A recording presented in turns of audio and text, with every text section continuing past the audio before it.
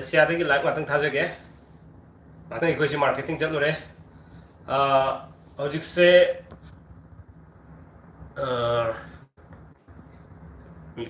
Manipur dadi hadi India dadi pung ohum ta ke tawre aduga som dadi kya no pung manga ta dore sidadi live tha da bu kuire do ngasi di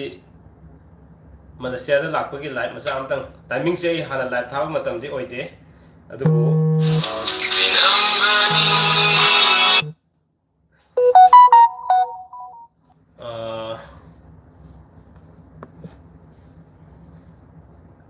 Malaysia ki journey se am nuai hata adu mafam se am sade sai adu ka manu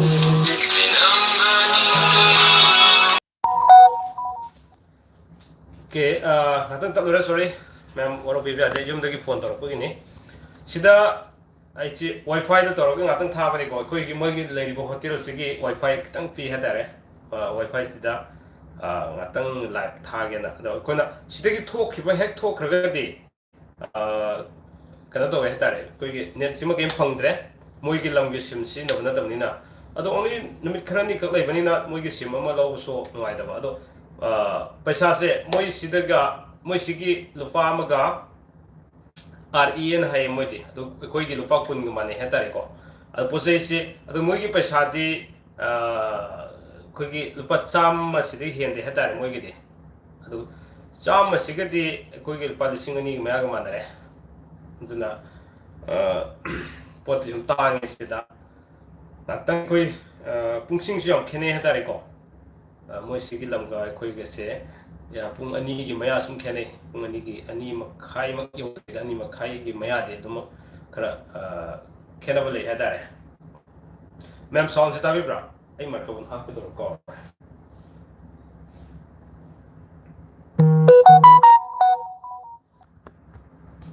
duna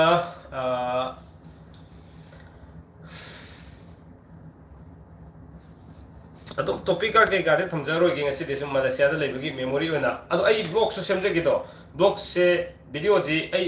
day 1 day 2 na torga mathang na na blog video se thagat chagi to gune do video se post to matam da live di thawa ya ba do ga video thagat matam da diktam problem kro oi hata adu yum yoro ga thagat lagi tun khanjare aduna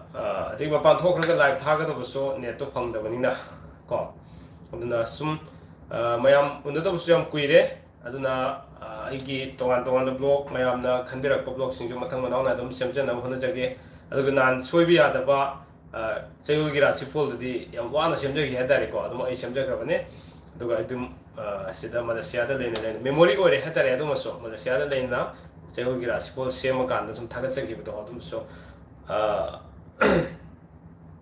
the makata no muk thagat bisi da problem kitang oi bo siksi ko aduna ne video di adu kaigum ip kaigum marak se ya ba lage dum thagat sarage ai gi journey sigi memory oina ba amasung ko gi India ga Malaysia ga khena ba se adu matiam thin khene hatari ko moi di sagi as uful la besem kem udre aduga moi gi lam do police lambi do police ude traffic ude kaim tu ude mi si adu mate understanding yam dei ne hatare mk angam yang nuaje ngasi live hek thaba ga myam changbirok se adu mati am nuaje hatare ai ngasi live sidi pro memorable oi ga da live ne aduga numidang su khara thage to bune do sum sigi koi ba chatlinge hatare ko nang hok da ba du khara lei hatare adu ne aduga ka se de ko mi ani lei bune ko mi tara ma thoi lak bane ko tongan tongan ma ka da dum lei gre do ka ama da mi ani ni thambane dai ga ko gi sara ma ga ne Federal company ki sumaina ko gi foreign tour to ko gi kalo se si phong sem nungai hadare adu mayam so thamjani mudi Federal Abdullah Pio next mathang October da Dubai chek ka do so lei adu su ani yaw se lam koi be yaw ko ho se adu pesa so tan ya ta lo se financial freedom oina adu pesa ko paira ga di wakhan loi nungai hadare ko adu kara ayo ai sida sahi kun sorry sahi kun hai sahi tara ni thoi ai ojage sinpham da leramine hadare aino ojage sinpham da leram se da खाली दी yumda leiba school da chatpa sinata na topa kem phangdi ha tare ko aduna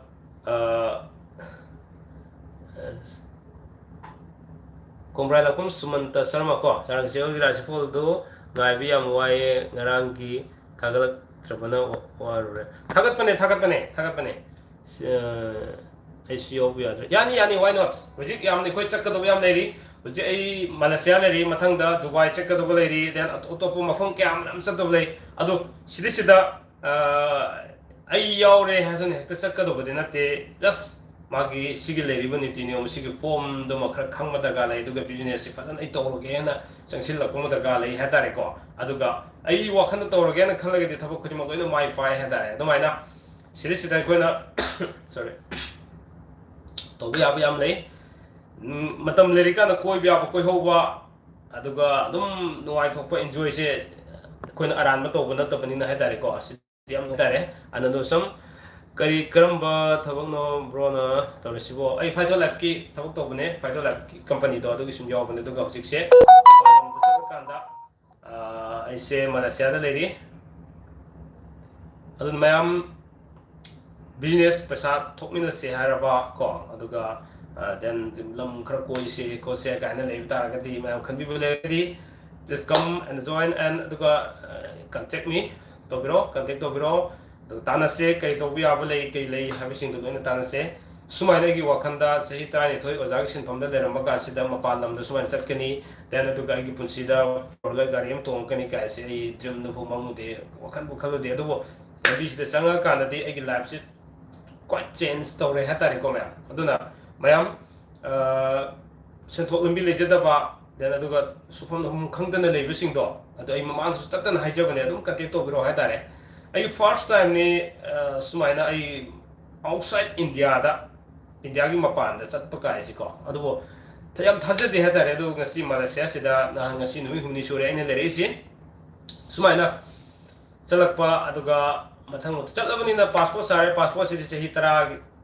ine sare si ko chahi tara si manu ko ni chaling mafang kya chalo bu tan ja do kam phang ba hada aduna mayam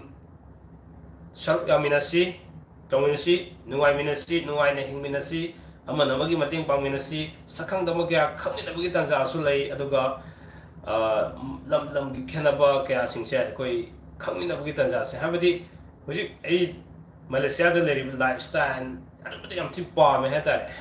Aduga, Muy lifestyle, lady Singset, Hadi, I don't understand any chocolate by those senior habits, the Kangi had. I don't see him, Mr. I do. Malaysia City walgi sumanung chalin tare hello ma'am Nena Saikom okay welcome back to my live stream Nena Saikom aduna ma'am adum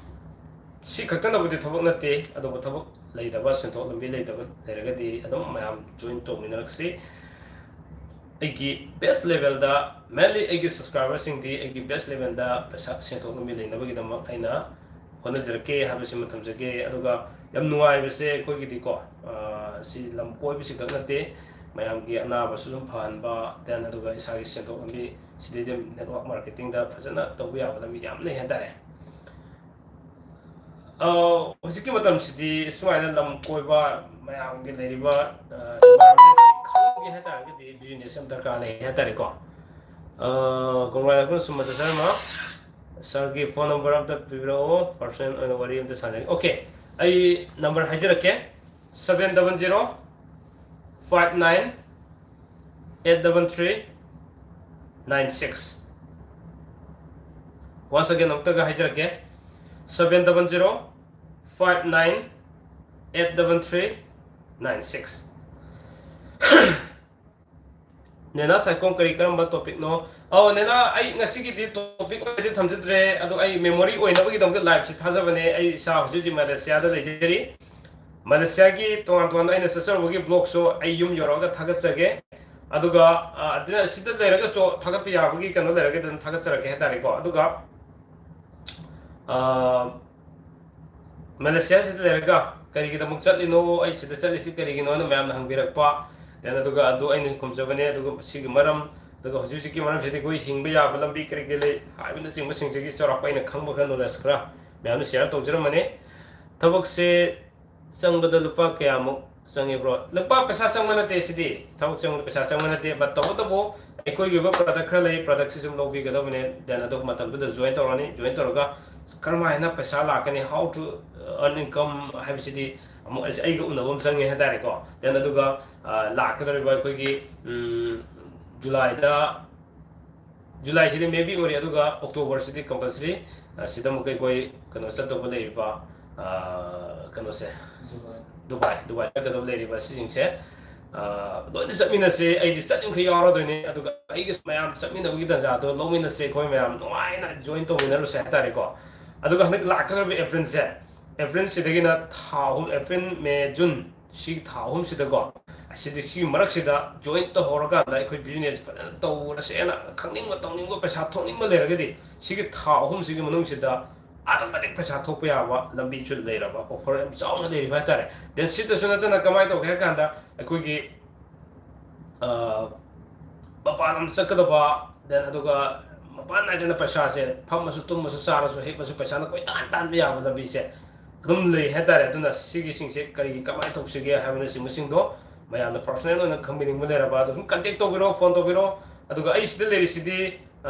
ꯉꯥꯛꯇꯪ ꯁꯤꯒꯤ ꯑꯩꯅ ꯂꯩꯔꯤꯕ ꯍꯣꯇꯦꯜꯁꯦ ꯑꯩꯅ ꯂꯩꯔꯤꯕ ꯍꯣꯇꯦꯜꯁꯤꯒꯤ ꯉꯥꯛꯇꯪ ꯁꯤꯒꯤ wifi ꯉꯥꯛꯇꯪ ꯁꯝꯕ ꯌꯥꯕꯒꯤ ꯇꯥꯟꯖꯥ ꯐꯪꯕ ꯀꯥꯟꯗ ꯑꯩ ꯂꯥꯏꯚ ꯊꯥꯖꯔꯛꯄ ꯋꯥꯅꯤ ꯑꯗꯨꯅ ꯊꯣꯛꯈꯤꯕꯒꯤꯗꯤ ꯎꯄꯥꯏ ꯂꯩꯇꯦ ꯍꯥꯏꯇꯥꯔꯦꯀꯣ ꯖꯣꯏꯟ ꯇꯧꯕꯗ ꯄꯩꯁꯥ ꯀꯌꯥ ꯆꯪꯒꯅꯤ ꯕꯄꯤꯇꯥ ꯍꯩꯁꯅꯥꯝ ꯄꯩꯁꯥ ꯆꯪꯕ ꯅꯠꯇꯦ ꯄ꯭ꯔꯗꯛ ꯈꯔ ꯏꯁꯥꯒꯤ ꯁꯤꯖꯤꯟꯅꯅꯕ ꯄꯣꯠ ꯈꯔ ꯂꯧꯕꯤꯔ ꯂꯣꯏꯔꯦ ꯖꯁ ꯑꯗꯨꯒꯤ ꯃꯇꯝꯗ ꯖꯣꯏꯟ ꯇꯧꯔꯅꯤ ꯑꯗꯨꯒ ꯄꯩꯁꯥ ꯀꯔꯝꯍꯥꯏꯅ ꯂꯥꯛꯀꯅꯤ ꯍꯥꯏꯕꯗꯨꯗꯤ ꯑꯩꯒ ꯁꯨꯝ ꯇꯥꯟꯅꯁꯦ ꯃꯌꯥꯝ ꯀꯣ then signature good afternoon iyamba long time not see yes yam kuire udaba ai hujik Malaysia dagine Malaysia leibagi memory oina mayam gu unabagi tanjado lahose habagi damakta live chi tawjabane yai ko maya aduna mayam ai hanjin haijarisine matangi october da dubai chase mayam dubai chaning yauragde khudam thumbs up tobiro khuthang biro amda dubai chaning yauragde dubai chase october da Dubai चलकांदा Dubai सना यम होंगे है अने ताबदको Dubai सना यम होंगे अदन सना कुगी सना की लिक ओम सिदो लासु याइगदो सना ओन पुथरोबुति आदबनिना याइको मे ओके नेना साइकोम आइगी नंबर यावरिको आइगी नंबर दो अमुका हायरके हुजिक्ति हयेंग हयेंग फावबुति आइगोन कॉल तोरपु यारोइबको आइगी नंबर से सिदा नेटवर्क फंगदबने आदि मोगी wifi the ngakta ai thabagi wane mayam den thorning bade aigi number do muk hajirake hangchit ki pung 10 adai dagi ai yorkane ba kana ta ko Imphal airport yorkani ado aigi Imphal airport york matung sida aigi network phangaka na mayam wari sanabagi tanja da lose hojikti moigi Malaysia gi network tu aingoda phangdabani haitare ko akupa maron ojadagi noma hangjarake Anandusam, okay, thank you so much.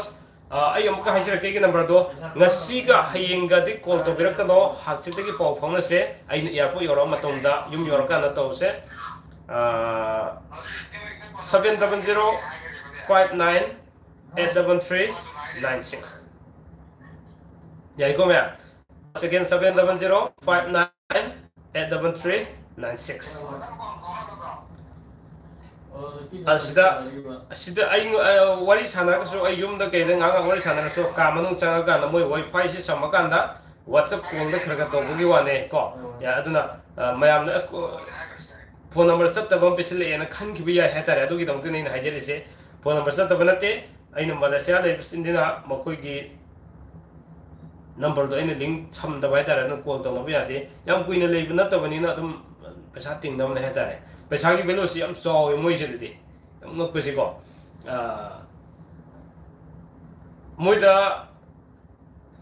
लुपा मसे कोई की पैसा change हो गया ताकि कोई लुपा कुन P बताया तारे लुपा कुन पी का दबा हाबिदी कोई लुपा कुन पी मतलब मोइ की लुपा चतुन पिरकने सुमाना वैल्यू से मोइ की लुपा मगा आई कोई की लुपा कुन के माने लुपा कुन मक्ति फाते 19 point something कुन है दोने दा अदो सुमाय तो है मोइदना अखोद RS रुपीस है को मोइद RE करे मोइ ममिंग दो RE दो कौरबो RE तो के मोइद ममिंग म हाय पने कोई रुपीस है हारे स्माइल ꯑꯗꯨꯅ ꯃꯌꯥꯝ ꯊꯝꯖꯅꯤꯡꯉꯤꯗꯤ ꯉꯁꯤꯅ ꯃꯐꯝꯁꯤꯗ ꯂꯩꯔꯀꯥꯟꯁꯤꯗ ꯃꯂꯦꯁꯤꯌꯥ ꯀꯥꯏꯅ ꯉꯔꯥꯡ ꯇ꯭ꯋꯤꯟ ꯇꯧꯔꯒ ꯌꯧꯔꯨꯏꯌꯦ ꯑꯩꯈꯣꯏꯒꯤ ꯃꯂꯦꯁꯤꯌꯥꯒꯤ ꯑꯩ ꯐꯦꯁꯕꯨꯛꯇ ꯑꯃꯗꯤ ꯑꯩ ꯋꯥꯆꯞ ꯁ꯭ꯇꯦꯇꯁꯇ ꯈꯔ ꯁꯨꯝ ꯊꯥꯒꯠꯆꯕꯅꯦ ꯑꯗꯒꯤ ꯑꯇꯣꯞ ꯑꯇꯣꯞꯄ ꯃꯐꯝ ꯌꯥꯝ ꯐꯖꯕ ꯃꯐꯝ ꯌꯥꯝ ꯂꯩ ꯍꯥꯏꯇꯥꯔꯦ ꯑꯗꯨꯅ ꯑꯗꯒꯤ ꯑꯩꯈꯣꯏꯅ ꯀꯩꯅꯣ ꯇꯧꯔꯤꯁꯦ ꯁꯤꯗꯩꯁꯤꯗ ꯆꯠꯂꯤꯁꯤꯗ ꯄꯩꯁꯥ ꯇꯤꯡꯕ ꯈꯣꯠꯄ ꯌꯥꯝ ꯀꯥ ꯍꯦꯟꯅ ꯇꯤꯡꯕ ꯅꯠꯇꯦ ꯏꯁꯥꯒꯤ ꯈ꯭ꯔꯣꯁ ꯈꯔ ꯇꯤꯡꯕ ꯈꯛꯇꯅꯦ ꯍꯥꯏꯇꯥꯔꯦ ꯁꯤꯗꯤ ꯃꯌꯥꯝ ꯇꯧꯕ ꯌꯥꯏ ꯀꯩꯅꯣ ꯗꯨꯕꯥꯏꯗꯁꯨ ꯌꯥꯝ ꯅꯨꯡꯉꯥꯏꯅ ꯆꯠꯊꯣꯛꯎꯁꯦ ꯀꯣꯏꯊꯔꯨꯁꯦ ꯅꯩꯊꯔꯨꯁꯦ ꯃꯌꯥꯝ ꯂꯝ ꯀꯣꯏꯕ ꯍꯤꯡꯂꯤꯉꯩ ꯃꯇꯝꯁꯤꯗ ꯀꯣꯏꯊꯣꯛꯄ ꯅꯨꯡꯉꯥꯏꯊꯣꯛꯄꯁꯤ ꯌꯥꯝ ꯐꯩ ꯍꯥꯏꯇꯥꯔꯦ ꯑꯗꯨ ꯅꯠꯇꯅ ꯑꯟꯅꯦꯁꯦꯁꯔꯤꯗ ꯄꯩꯁꯥ ꯃꯥꯡꯍꯟ ꯂꯩꯕꯗꯤ ꯀꯥꯟꯅꯗꯦ ꯁꯤꯗꯤ ꯑꯩꯈꯣꯏꯒꯤ ꯈꯣꯔꯁꯥꯒ ꯇꯤꯡꯖꯕ ꯈꯛꯇꯅꯦ ꯌꯥꯏꯀꯣ ꯃꯌꯥꯝ ꯀꯗꯥꯏꯗꯅꯣ ꯕ꯭ꯔꯣꯅ ꯂꯩꯔꯤꯁꯤꯕꯨ ꯑꯩ ꯍꯧꯖꯤꯛ ꯃꯂꯦꯁꯤꯌꯥ ꯂꯩꯔꯤꯌꯦ ꯃꯂꯦꯁꯤꯌꯥꯗ ꯑꯩ ꯍꯧꯖꯤꯛ ꯊꯝꯅꯦꯜꯁꯦ ꯍꯣꯔꯦꯟ ꯉꯥꯛꯇꯪ ꯂꯩ ꯆꯦꯟꯖ ꯇꯧꯖꯔꯛꯀꯦ ꯑꯩꯅ ꯃꯂꯦꯁꯤꯌꯥ ꯂꯩꯕꯒꯤ ꯐꯣꯇꯣ ꯑꯃ ꯁꯨꯝ ꯊꯝꯅꯦꯜ ꯍꯥꯞꯆꯔꯛꯀꯦ ꯍꯧꯖꯤꯛꯀꯤꯗꯤ ꯁꯦꯡꯗꯣꯛꯄ ꯅꯪꯍꯧꯗ꯭ꯔꯦ ꯍꯥꯏꯇꯥꯔꯦꯀꯣ ꯁꯤꯗ ꯑꯩꯈꯣꯏ ꯑꯅꯤ ꯂꯩꯔꯤ ꯑꯃ ꯇꯨꯝꯃꯤ ꯁꯤꯗ ꯑꯃ ꯃꯥꯏ ꯁꯥꯏꯒ ꯀꯟꯅ ꯋꯥꯔꯤ ꯁꯥꯟꯅꯔ ꯇꯨꯝꯃꯤ ꯇꯣ ꯑꯩꯒꯤ ꯐꯣꯇꯣ ꯂꯥꯏꯠ ꯌꯥꯎꯃꯤꯟꯅꯕ ꯆꯥꯔꯇꯣꯟ ꯑꯝꯇ ꯍꯥꯏ ꯇꯧꯔꯣ ꯃꯥꯒ ꯑꯩꯒꯤ ꯔꯨꯝ ꯄꯨꯟꯕꯅꯦ ꯑꯗꯨꯒ ꯑꯇꯣꯞꯄ ꯔꯨꯝꯗ ꯑꯅꯤ ꯃꯊꯪ ꯃꯊꯪ ꯂꯩꯔꯤ ꯑꯩꯈꯣꯏ ꯃꯤ 13 ꯂꯥꯛꯄꯁꯤꯗ ꯔꯨꯝ 5ꯅꯦ ꯑꯃꯅ ꯃꯣꯏ 3 ꯑꯃ ꯂꯩꯈ꯭ꯔꯦ ꯑꯗꯨꯅ ꯌꯥꯝ ꯅꯨꯡꯉꯥꯏ ꯃꯐꯝꯁꯦ ꯄꯤꯛꯈ꯭ꯔꯕ ꯀꯥꯁꯤꯗ ꯌꯥꯝ ꯁꯥꯕꯁꯤ ꯊꯣꯛꯈꯤꯕ ꯌꯥꯝ ꯁꯥꯏꯌꯦꯕꯀꯣ ꯃꯣꯏꯁꯦ ꯅꯨꯡꯁꯤꯠꯁꯤ ꯑꯗꯨꯛꯀꯤ ꯑꯁꯥꯕ ꯉꯥꯛꯇꯅꯤ ꯃꯣꯏ ꯆꯠꯂꯤꯁꯦ ꯑꯗꯨꯒ ꯃꯣꯏꯁꯤꯗ ꯔꯤꯁꯣꯔꯁ ꯌꯥꯝ ꯃꯔꯥꯡ ꯀꯥꯏ ꯔꯤꯁꯣꯔꯁ ꯌꯥꯝ ꯃꯔꯥꯡ ꯀꯥꯏ ꯊꯥꯎ ꯐꯖꯅ ꯆꯨꯡꯉꯦ ꯗꯦꯟ ꯑꯗꯒꯤ ꯑꯩꯈꯣꯏ ꯀꯝꯄꯅꯤꯒꯤ ꯐꯔꯇꯤꯂꯥꯏꯖꯔ ꯀꯝꯄꯅꯤꯒꯤ ꯁ꯭ꯇꯦꯝ ꯁꯦꯜ ꯍꯥꯏꯅ ꯍꯤꯗꯥꯛ ꯑꯃ ꯌꯥꯎꯔꯤ ꯍꯥꯏꯇꯥꯔꯦꯀꯣ ꯌꯥꯝ ꯈ꯭ꯋꯥꯏꯗꯒꯤ ꯐꯕ ꯍꯤꯗꯥꯛꯁꯦ ꯁꯤꯁꯨ ꯁꯤ ꯍꯥꯏꯔꯤꯕꯁꯤ ꯃꯐꯝꯁꯤꯗ ꯃꯂꯦꯁꯤꯌꯥꯗꯒꯤ ꯄꯨꯊꯣꯔꯛꯄꯅꯦ ꯍꯥꯏꯇꯥꯔꯦ ꯑꯗꯨꯅ ꯃꯂꯦꯁꯤꯌꯥꯒ ꯆꯠꯄꯁꯤꯗꯤ ꯋꯥꯈꯟꯗ ꯆꯠꯂꯅꯤ ꯍꯥꯏꯕꯁꯤ ꯁꯨꯈꯟ ꯈꯜꯂꯨꯗꯦ ꯑꯗꯨꯛꯀꯤ ꯃꯇꯤꯛ ꯌꯥꯝꯅ ꯆꯥꯎꯈꯠꯈ꯭ꯔꯕ ꯌꯥꯝꯅ ꯉꯁꯥꯏ ꯑꯗꯨ ꯃꯥꯒꯤ ꯂꯝꯒꯤ ꯅꯨꯡꯉꯥꯏꯕ ꯌꯥꯝ ꯆꯥꯎꯈꯠꯄꯁꯦ ꯁꯤꯒꯤ ꯕ꯭ꯂꯣꯛꯁꯦ ꯑꯩ ꯃꯊꯪ ꯁꯦꯝꯖꯔꯛꯀꯦ ꯌꯦꯡꯕꯤꯌꯣꯕꯀꯣ ꯑꯩ ꯊꯥꯒꯠꯄ ꯌꯥꯔꯀꯥꯟꯗ ꯑꯗꯨꯝ ꯊꯥꯒꯠꯆꯔꯛꯀꯦ ꯑꯗꯣ ꯍꯧꯖꯤꯛꯀꯤꯗꯤ ꯂꯥꯏꯚ ꯊꯥꯕꯁꯤ ꯈꯛ ꯌꯥꯕꯅꯤꯅ ꯑꯩꯅ ꯂꯥꯏꯚ ꯑꯣꯏꯅ ꯊꯥꯖꯔꯛꯄꯅꯦ ꯀꯃꯦꯟ ꯑꯃꯗꯤ ꯂꯥꯛꯈ꯭ꯔꯦ ꯑꯦꯝ ꯀꯦ ꯑꯉꯝ ꯑꯣꯖꯥ ꯀꯔꯝꯕ ꯀꯝꯄꯅꯤ ꯑꯣꯀꯦ ꯐꯥꯏꯇꯣ ꯂꯥꯏꯐ ꯍꯥꯏꯕꯗꯨꯅꯤ ꯑꯩꯅ ꯐꯥꯏꯇꯣ ꯂꯥꯏꯐ ꯑꯩꯅ ꯍꯤꯗꯥꯛ ꯂꯥꯡꯊꯛꯀꯤ ꯃꯇꯥꯡꯗ ꯀꯩꯀꯥ ꯆꯌꯣꯜꯒꯤ ꯔꯥꯁꯤ ꯍꯣꯜꯂꯒ ꯃꯔꯛꯇ ꯑꯗꯨꯒꯤꯅꯦ ꯑꯗꯨꯒꯤ ꯑꯩꯅ ꯃꯌꯥꯝꯅ ꯍꯤꯗꯥꯛ ꯈꯛꯇ ꯎꯈ꯭ꯔꯦ ꯍꯥꯏꯇꯥꯔꯦ ꯎꯕ ꯅꯠꯇꯦ ꯍꯤꯗꯥꯛꯀꯤ ꯑꯣꯏꯅ ꯎꯕꯤꯒꯅꯣ ꯖꯁ ꯁꯤꯗꯗꯤ ꯕꯤꯖꯤꯅꯦꯁ ꯃꯜꯇꯤ ꯂꯦꯚꯦꯜ ꯃꯥꯔꯀꯦꯇꯤꯡ ꯍꯧꯖꯤꯛ ꯃꯇꯝꯁꯤꯗꯗꯤ ꯃꯜꯇꯤ ꯂꯦꯚꯦꯜ ꯃꯥꯔꯀꯦꯇꯤꯡꯁꯦ ꯕꯤꯖꯤꯅꯦꯁꯁꯦ ꯑꯗꯨꯛꯀꯤ ꯃꯇꯤꯛ ꯇꯧꯕꯗ ꯇꯉꯥꯏꯐꯗꯕ ꯂꯩ ꯍꯥꯏꯇꯥꯔꯦ ꯍꯥꯏꯕꯗꯤ ꯄꯣꯠꯀꯤ ꯃꯃꯜ ꯂꯩꯔꯤꯕ ꯑꯁꯤ ꯃꯌꯥꯝꯁꯤꯡꯁꯤ ꯌꯦꯡꯅꯔꯨꯔꯀꯥꯟꯗꯀꯣ ꯑꯩꯈꯣꯏꯁꯦ ꯍꯤꯡꯕꯗ ꯌꯥꯝ ꯋꯥꯁꯦ ꯑꯩꯈꯣꯏꯒꯤ ꯁꯦꯟꯊꯣꯛ ꯂꯝꯕꯤꯁꯦ ꯑꯩꯒꯤ ꯁꯦꯟꯊꯣꯛ ꯂꯝꯕꯤ ꯑꯃꯈꯛꯇ ꯂꯩꯔꯒ ꯍꯦꯛꯇ ꯑꯩꯈꯣꯏ ꯍꯤꯡꯕꯗꯤ ꯌꯥꯒꯗꯕ ꯅꯠꯇꯦ ꯍꯥꯏꯇꯥꯔꯦ ꯑꯗꯨ ꯌꯦꯡꯕꯤꯌꯣ ꯑꯩ ꯍꯧꯖꯤꯛ ꯑꯩꯅ ꯇꯧꯖꯔꯤꯁꯦ ꯁꯦꯟꯊꯣꯛ ꯂꯝꯕꯤ ꯁꯤꯒꯤ ꯐꯥꯏꯇꯣ ꯂꯥꯏꯐꯁꯤ 9 ꯂꯩꯈ꯭ꯔꯦ ꯁꯤ ꯃꯅꯨꯡꯗ 5ꯃꯨꯛꯇꯤ ꯐꯪꯉꯕꯅꯦ ꯍꯥꯏꯇꯥꯔꯦꯀꯣ ꯑꯗꯨꯒ ꯌꯨꯇꯨꯕꯁꯨ ꯇꯧꯔꯦ ꯌꯨꯇꯨꯕꯁꯨ ꯈꯔꯕꯨꯗꯤ ꯂꯥꯛꯑꯦ ꯑꯗꯨ ꯌꯥꯝ ꯀꯟꯅ ꯅꯪꯗ꯭ꯔꯦ ꯌꯨꯇꯨꯕꯁꯤꯗꯤ ꯑꯗꯣ ꯑꯁꯤꯁꯨ ꯃꯔꯛ ꯃꯔꯛꯇ ꯅꯪꯅꯕ ꯃꯌꯥꯝꯒꯤ ꯁꯦꯕꯥ ꯑꯣꯏꯅ ꯁꯨꯝ ꯇꯧꯖꯔꯤꯅꯦ ꯍꯥꯏꯇꯥꯔꯦ ꯑꯗꯨꯒ ꯈꯪꯗꯦ ꯍꯥꯏꯔꯤꯁꯤꯅꯦ ꯍꯧꯖꯤꯛ ꯃꯇꯝꯁꯦ ꯃꯜꯇꯤ ꯂꯦꯚꯦꯜ ꯃꯥꯔꯀꯦꯇꯤꯡ ꯇꯧꯕꯅ ꯑꯩꯈꯣꯏ ꯇꯉꯥꯏꯐꯗꯕ ꯍꯤꯡꯕꯗ ꯆꯪꯗ ꯌꯥꯗ꯭ꯔꯕ ꯃꯌꯥꯝꯁꯤꯡꯁꯤ ꯃꯅꯨꯡꯗ ꯐ꯭रीꯗꯝ ꯂꯣꯏꯅꯃꯛꯀꯤ ꯂꯥꯛꯀꯗꯕ ꯑꯔꯨꯕ ꯑꯩꯈꯣꯏꯗ ꯊꯦꯡꯅꯒꯗꯕ ꯄ꯭ꯔꯣꯕ꯭ꯂꯦꯝ ꯈꯨꯗꯤꯡꯃꯛ ꯐ꯭रीꯗꯝ ꯂꯣꯏꯅ ꯑꯣꯏꯍꯜꯂꯦ ꯍꯥꯏꯇꯥꯔꯦ ꯑꯋꯥꯕꯗꯒꯤ ꯀꯔꯤꯗꯒꯤ ꯋꯥꯈꯜ ꯃꯊꯥ ꯁꯥꯕꯗ ꯂꯣꯏꯅ ꯐ꯭रीꯗꯝ ꯑꯣꯏꯍꯜꯂꯦ ꯑꯩ ꯍꯧꯖꯤꯛ ꯑꯩꯒꯤ ꯏꯆꯥ 2 ꯂꯩ ꯑꯩꯒꯤ ꯅꯨꯄꯤ ꯂꯩꯍꯧꯔꯤ ꯅꯦꯛꯁꯇ ꯗꯨꯕꯥꯏ ꯆꯠꯄꯗꯤ ꯑꯩꯒꯤ ꯐꯦꯃꯤꯂꯤ ꯂꯣꯏ ꯌꯥꯎꯅ ꯆꯠꯇꯣꯏꯅꯦ ꯃꯌꯥꯝ ꯌꯦꯡꯕꯤꯔꯣꯁꯦ ꯅꯦꯛꯁ ꯑꯣꯛꯇꯣꯕꯔ ꯊꯥꯗ ꯗꯨꯕꯥꯏ ꯆꯠꯇꯣꯔꯤꯁꯦ ꯑꯩꯈꯣꯏ ꯀꯝꯄꯅꯤꯒꯤ ꯁꯤꯗ ꯑꯩ ꯐꯦꯃꯤꯂꯤ ꯂꯣꯏꯅ ꯆꯥꯅꯤ ꯍꯟꯗꯛꯀꯤꯗꯤ ꯑꯩ ꯌꯦꯡꯊꯣꯛꯀꯦꯅ ꯑꯩ ꯈꯛ ꯆꯠꯄꯅꯦ ꯍꯥꯏꯇꯥꯔꯦꯀꯣ ꯑꯉꯥꯡꯁꯤꯡ ꯂꯩꯍꯧꯔꯤ ꯑꯗꯣ ꯁꯤ ꯃꯌꯥꯝꯁꯦ ꯀꯝꯄꯅꯤꯒꯤ ꯃꯇꯦꯡꯅ ꯉꯝꯕꯅꯤꯅ ꯑꯩꯅ ꯆꯥꯎꯊꯣꯛ ꯆꯥꯎꯅ ꯍꯥꯏꯖꯔꯤꯁꯤꯅꯦ ꯃꯌꯥꯝ ꯑꯩꯈꯣꯏ ꯁꯦꯟꯊꯣꯛ ꯂꯝꯕꯤꯗ ꯑꯣꯀꯦ ꯅꯦꯠꯁꯤ ꯈꯤꯇꯪ ꯑꯃꯨꯛ ꯅꯨꯡꯉꯥꯏꯔꯛꯇꯦ ꯑꯗꯨꯅ ꯌꯥꯝ ꯅꯨꯡꯉꯥꯏ ꯑꯗꯨ ꯃꯌꯥꯝꯅ ꯍꯪꯕꯤꯅꯤꯡꯕ ꯀꯣꯏꯁꯟ ꯂꯩꯔꯒ ꯁꯨꯝ ꯍꯪꯕꯤꯔꯛꯑꯣ ꯌꯥꯏ ꯑꯩ ꯉꯥꯛꯇꯪ ꯉꯥꯏꯖꯒꯦ ꯃꯌꯥꯝꯒꯤ ꯀꯩ ꯍꯥꯏꯅꯤ ꯀꯃꯦꯟꯗꯣ ꯑꯩ ꯉꯥꯏꯖꯒꯦ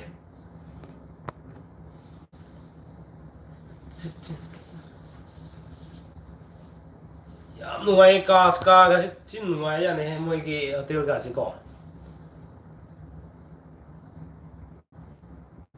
ꯁꯤ ꯀꯥ ꯍꯣꯟꯖꯔꯛꯀꯦ ꯂꯩꯔꯤꯕ ꯀꯥꯁꯤ ꯍꯣꯟꯖꯔꯛꯀꯦ ꯌꯦꯡꯕꯤꯌꯣ ꯁꯣꯝꯗ ꯂꯩꯔꯤꯁꯤ ꯋꯥꯁꯔꯨꯝ ꯂꯩꯔꯦ ꯀꯣ ꯑꯗꯨꯒ sida famung lere so no ufu lere tv pire weather di kam to ge ai ngarang ta ba yum dai na paw phon no ngarang si nong yam tai hai sida di nong si kem ta dre yam sai hai dai ko sida de ai puri mo ja le se sang man bai na dai e si thari ne ojik si e si thau ta ga so yam sai mafam se ado adum aina fruit mo ja le ga la thau no ngai da gi phi sim in sin man hai dai aduda mayam aina amka so haijeris ne ko aigi number 700598396 amka haijege 700598396 sida whatsapp to bira kuma yare paw phangna ba yai ko aduga chumni normal call da toraga di aina si mayam adom gi yumna deriba problem sing matha saba हारिबा मयाम से करी दो को पिया हाबगी लोइना मगना तरग सो खरा मखैदी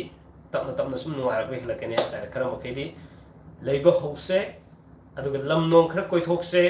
Dubai चकदबा India Manang Goa का कई याम चकदबा याम लेरी हारिबा मयाम सिंसे खोई मथंग मनाव नायना लोइना चमिनसे ai amadi ai family ke loina na mayam sidi yomi deriba mayam sungsi loina koi chakmi na bagi tanja da lomi na se lam khara koi hause noi ba mafam sakot laba lam singsi urga na koi wakan cha automatic mind fresh ho ya da hujai deriba Malaysia le ka na moi saba tar ga su ko moi gi weather system saba tar ga so kamai to ya ka na thokki matam na moi gi leriba automatic system fazaba sakot pa then aduga da harisine wakan cha mind fresh am to mafam hong ngam chakni moi wakan cha le ya da aduna yam nuai mayam join to biro pau pi biro tana si nei na si sathok na mi le mina si kai to si ha na si masing do ai khodwe na tana mina si yai ko maya ado live si kuina thaja ro ge maya waro bi bia de horen ai numidang ai se hujik se impan da di india da di pung ahum ga min trang ma cha le ko ado sidadi taru ka dore numit tare sidadi ko sidumit tare ado hore ngakang la ga imuk live thajar ke ani subo mathangi live se thajar ke aduna mayam ai phone adu mai jab ke bo yam member ko kitab ngasi uji lakri ba ai ngasi live mathang thajaba matam da yingbiri ba viewer sing nusi jaba especially viewer sing yam automatic thagasari aduga masigi aigi live show mapung phan be bamadi aigi memorable oirgadaba live set munaidana lergadaba aduga aigi ain hek punsi si kaudana lergadaba aigi ahan Malaysia gi live set masida mayamna salu yabi ba mapung phan be gi dangda once again amkusan ngam kai leidana thagasari haibu wafam bi thamjaraga la kona yengbigadaba post oraga yengbigadaba nusirba viewers sing and subscribers sing kudimak so mumkai leidana thagasaba phanguk haibu wafam bi thamjage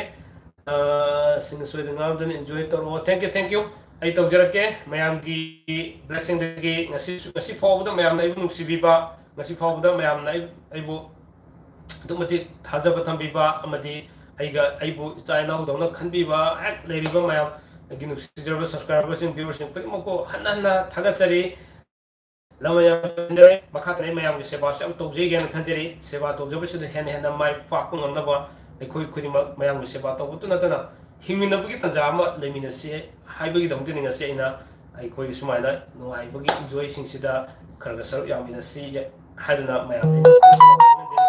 ai hayeng theng na khangal da ga din han haibirak de na waro bi busul ler ka do mayam do leidana ba next koi dubai da soyan bugi mayam saru yamina si tathok tasen to mina si call to biro aina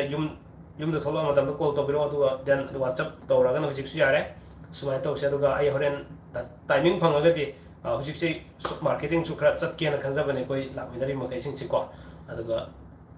nangaga di laim to jarake yai ko mayam asigi di ai matang sai tension je ke mayam live sit eta khudak ke losin gi hen waro bi to bi no ai matang sai tension je ke thank you so much bye bye